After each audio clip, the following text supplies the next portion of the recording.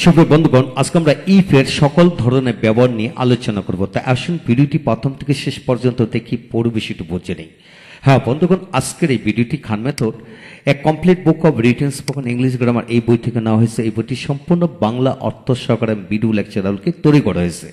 ইতিমধ্যে এই বইটির ওপর প্রায় ৬০০টি ভিডিও লেকচার তৈরি করে ফেসবুক, ইউটিউবে দেওয়া হয়েছে। সেগুলো দেখুন, প্রতিটি ভিডিও আপনাদের কাজে আসবে এবং ভালো লাগবে। হ্যাঁ বন্ধুগণ, ইফ এর ব্যবহার কিভাবে শিখবেন একটু লক্ষ্য করেন। কন্ডিশনাল সেন্টেন্স কি এবং কত প্রকার এবং কত ধরনের বাক্যের ক্ষেত্রে ইয়া ব্যবহৃত হয়। হ্যাঁ বন্ধুগণ, এই প্রশ্ন উত্তরটা প্রথম জানতে হবে। ইফযুক্ত সেন্টেন্সকে কন্ডিশনাল সেন্টেন্স বলে। কন্ডিশনাল সেন্টেন্স তিন প্রকার: first conditional, second conditional, third conditional. হ্যাঁ বন্ধুগণ, এই তিন ধরনের বাক্য ছাড়াও দেখা গেল আরো অনেক ধরনের বাক্যের ক্ষেত্রেও কিন্তু আমরা ইফ বসে বাক্য তৈরি করতে পারি। লক্ষ্য করেন, ইয়া বাক্যের গঠনগত ৬ ধরনের বাক্যের ক্ষেত্রেই বসে, অর্থাৎ যে কোনো ধরনের বাক্যের ক্ষেত্রে কিন্তু ইফ বসে বাক্য তৈরি করা যায়। তবে বিশেষ করে present indefinite, past indefinite, past perfect টেন্সের পড়বে ইফ বসে। তবে present continuous, perfect, perfect continuous, past continuous এবং নিড, ক্যান, কোড, শুড বিশিষ্ট বাক্যের পূর্বেও ইফ বসে, এটা মনে রাখতে হবে। এখন আসুন কিভাবে রপ্ত করবেন। লক্ষ্য করেন, first conditional, second conditional, third conditional বলতে আমরা কি বুঝি। ফার্স্ট কন্ডিশনাল বলতে আমরা বুঝি প্রেজেন্ট ইনডেফিনিট বা পারফেক্ট টেন্সের পূর্বে যখন ইফ বসে তখন এটাকে ফার্স্ট কন্ডিশনাল বুঝবেন। আর পাস্ট ইনডেফিনিট বা subject, were, noun, pronoun, noun, adjective এরূপ বিশিষ্ট বাক্যের পূর্বে যখন ইফ বসে তখন সেকেন্ড কন্ডিশন বুঝবেন। আর পাস্ট পারফেক্ট টেন্সের পূর্বে যখন ইফ বসবে তখন থার্ড কন্ডিশনাল বুঝবেন। এখন আসেন, বাক্য ইফযুক্ত বাক্যটি যদি প্রেজেন্ট টেন্সের হয় তাহলে দ্বিতীয় বাক্যটি ফিউচার টেন্সের হবে। ফিউচার টেন্স বলতে আমরা শেল, উইল কে বোঝাই। এছাড়া ক্যান, মে, মাস্ট এগুলো ফিউচার টেন্সের ক্ষেত্রে ব্যবহৃত হয়। তারপর হলো পাস্ট ইনহেরিটেন্স যুক্ত ইফযুক্ত পাস্ট ইনহেরিটেন্সের প্রথম বাক্যটি পাস্ট ইনহেরিটেন্স হলে দ্বিতীয় বাক্যটি উড, কুড, মাইট বসবে। আর পাস্ট পারফেক্ট টেন্স হলে ইফযুক্ত তাহলে দ্বিতীয় বাক্যটি would have, could have, might have বসবে। হ্যাঁ বন্ধুগণ, এই হলো ফার্স্ট, সেকেন্ড, থার্ড কন্ডিশনাল মূল ফরমেশন। এখন আসুন নোটটা আমরা পড়ে নেই যে মানে এদের অর্থগুলা কি হবে। অর্থাৎ can, could, may, might, would, could, might, would have, could have, might have এদের অর্থগুলো আপনাকে ভালো করে জানতে হবে। তা না হলে কখন কোন সময় কার সাথে কোনটা বসাবেন আপনি বুঝতে পারবেন না। তাই আসুন পুরো বিষয়টি এখান থেকে রপ্ত করি। শেল, উইল ক্রিয়া শেষে ব থাকলে শেল বসে। যেমন আমি যাব, খাবো, আসবো, অর্থাৎ I shall go, I shall come, I shall read আমি পড়বো। বে বা বেন থাকলে উইল বসে, বে বা বেন থাকলে উইল বসে। তবে বয় থাকলে উইল বসে, এটা খেয়াল করতে হবে। যেমন আমি যাবই, I will go, I will go এইভাবে হবে। তারপর আসেন ক্যান, পারি, পারো, পারে, পারেন অর্থে ক্যান বসে। আর মে বসে করত বা হতো, পারি, পারো, পারে, পারেন অর্থে। হ্যাঁ বন্ধুগণ, এখানে সম্ভাবনা বোঝাতে মে বসে। আর অবশ্যই অর্থে মাস্ট বসে। হ্যাঁ বন্ধুগণ, এই অংশটি আমরা রপ্ত করে নিলাম।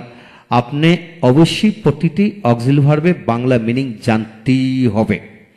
তারপর আসেন ওড, ওড এর অর্থ হলো করতাম, কর্তা, করত, করতেন, অর্থাৎ ভার্বের সাথে তাম, তা, তরতেন। অর্থাৎ আমি যাইতাম, আই উড গো, আমি খেলতাম, আই উড কাম, আমি আসতাম, আই উড কাম, আমি জানতাম, আই উড নো।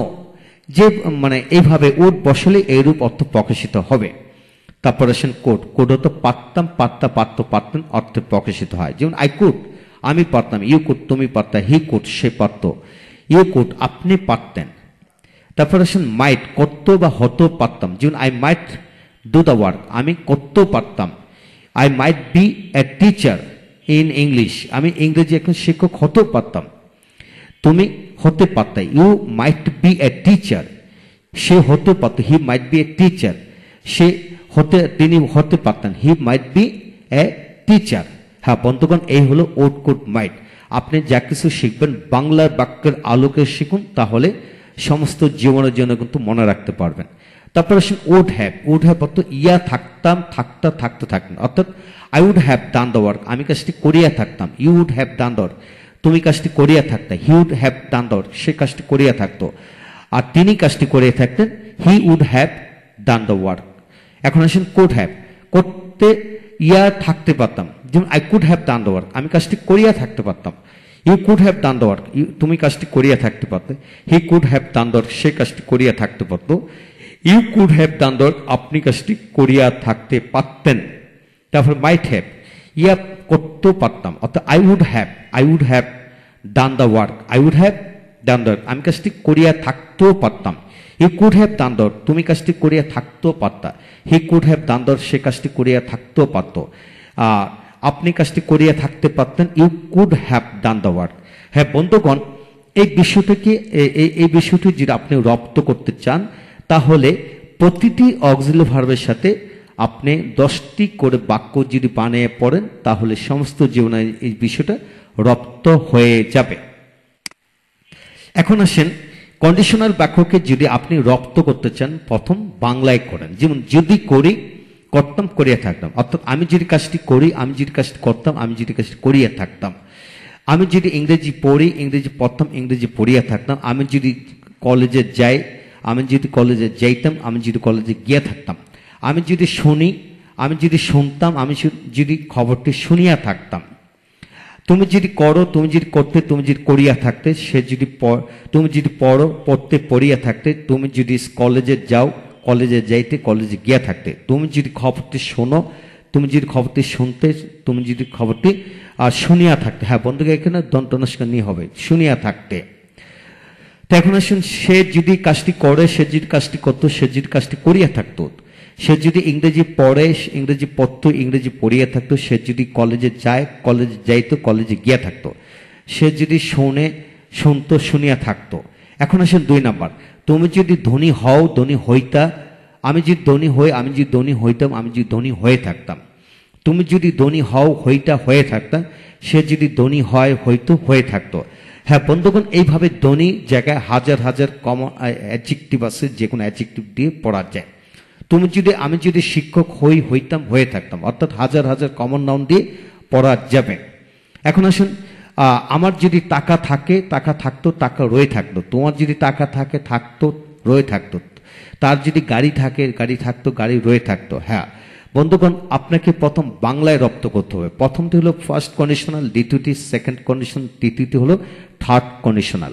আপনি যদি বাংলা ভাষার মাধ্যমে কন্ডিশনাল বাক্যটা রপ্ত করতে চান, তাহলে কিন্তু ফার্স্ট, সেকেন্ড, থার্ড বাংলায় এইভাবে রপ্ত করবেন। আর এই বিষয়টা কোথায় কোথায় বসে, এই ডায়াগ্রামটা ভালো করে লিখে লিখে পড়বেন, তাহলে সমস্ত জীবনের জন্য এই বিষয়টি রপ্ত হয়ে যাবে। এখন আসেন, আমরা 2 নম্বর পৃষ্ঠা থেকে পড়ব এক্সাম্পল। লক্ষ্য করুন, খুব মজাদার বিষয়, যে মূল ভার্ব দিয়ে আমরা পড়ব। যেমন if you work hard you can prosper in life, যদি তুমি কঠোর পরিশ্রম করো, তাহলে জীবনে উন্নতি করতে পারবে। ইফ ইউ ওয়ার্ক হার্ড, অর্থাৎ past tense, you could prosper in life, যদি তুমি কঠোর পরিশ্রম করতে, তাহলে জীবনে উন্নতি করতে পারতে। If you had work hard, তুমি যদি কঠোর পরিশ্রম করিয়া থাকতে, you could have prospered in life, তুমি জীবনে উন্নতি করিয়া থাকতে পারতে। হ্যাঁ বন্ধুগণ, এইভাবে আপনি ধরে নেন, আপনাকে আপনার শিক্ষক 10,000 মূল ভার্ব দিল। ঠিক 10,000 মূল ভার্বের পূর্বে ই বসে, তারপর সাবজেক্ট ইউ, হি, সে, দে, কামাল, জামাল, রহিম, করিম, যে কোনো সাবজেক্ট বসে আপনি এইভাবে বাক্য বানিয়ে, তারপর দ্বিতীয় বাক্যটা এইভাবে বানিয়ে পড়তে পারবেন। তাই আপনাকে পরামর্শ একটাই, আপনি কমপক্ষে 20টা মূলভাবযুক্ত বাক্য হাতে নেবেন, লিখে লিখে নেবেন, লিখে লিখে ইফ দিয়ে এইভাবে পড়বেন, তাহলে সমস্ত জীবনের জন্য first condition, second condition, third condition বিষয়টি রপ্ত হয়ে যাবে। এখন আসুন, অ্যাডজেক্টিভ দিয়ে কিভাবে পড়বেন লক্ষ্য করেন। ইফ ইউ আর হ্যাপি, তুমি যদি সুখী হও, you can make other happy, তুমি অপরকে সুখী করতে পারবে। ইফ ইউ আর হ্যাপি, তুমি যদি সুখী হয়ে থাকতে, you could make other happy, তুমি অপরকে সুখী করিয়া থাকতে পারতে। If you had been happy, তুমি যদি সুখী হয়ে থাকতে, you could have made other happy, তুমি অপরকে সুখী করিয়া থাকতে পারতে। হ্যাঁ বন্ধুগণ, এখানে আপনি হাজার হাজার অ্যাডজেক্টিভ দিয়ে একই গঠনের আলোকে পড়তে পারবেন। আপনাকে এটি খেয়াল রাখতে হবে, প্রতিটা বাক্যই একটা স্যাম্পল বাক্য হিসেবে এখানে লেখা হলো। প্রতিটি অনুকরণের মাধ্যমে আপনি দ্রুত গতিতে এগিয়ে যেতে পারবেন এবং পুরো বিষয়টি রপ্ত করতে পারবেন। এখন আসলে নাউন দিয়ে আমরা পড়ব। If he is a teacher in English, তিনি যদি একজন ইংরেজি শিক্ষক হন, হি ক্যান স্পিক ইংলিশ, সে ইংরেজিতে ভালো কথা বলতে পারবে। If you are a teacher in English, তুমি যদি একজন ইংরেজি শিক্ষক হয়ে থাকতে, you could speak English well, তুমি ভালো ইংরেজি বলিয়া থাকতে পারতে বা আপনি ভালো ইংরেজি বলতে পারতেন। If he had been A teacher in English, যদি তিনি একজন ইংরেজি শিক্ষক হয়ে থাকতেন, হি could have spoken English well, তিনি যদি ইংরেজি শিক্ষক হয়ে থাকতেন তাহলে তিনি ভালোভাবে ইংরেজি বলিয়া থাকতে পারতেন। হ্যাঁ বন্ধুগণ, এই হলো নাউন দিয়ে 3 ক্যাটাগরি বাক্য। এখানে এ টিচারের জায়গায় হাজার হাজার কমন নাউন আছে, যে কোনো কমন নাউন বসে আপনি প্র্যাকটিস করতে পারবেন। তাই কমপক্ষে 10টি কমন নাউন দিয়ে এইভাবে যদি লিখে পড়েন তাহলে পুরো বিষয়টি রপ্ত হবে। এখন আসেন 3টা বাক্য পড়লাম, 4 নম্বর পড়ব। 4 নম্বর হলো আছে বা নেই যুক্ত বাক্য, এতে হ্যাভেজ দিয়ে পড়া যায়। যেমন if he has much money, যদি তার অনেক টাকা থাকে, হি ক্যান বাই এ কার, সে একটি গাড়ি কিনতে পারবে।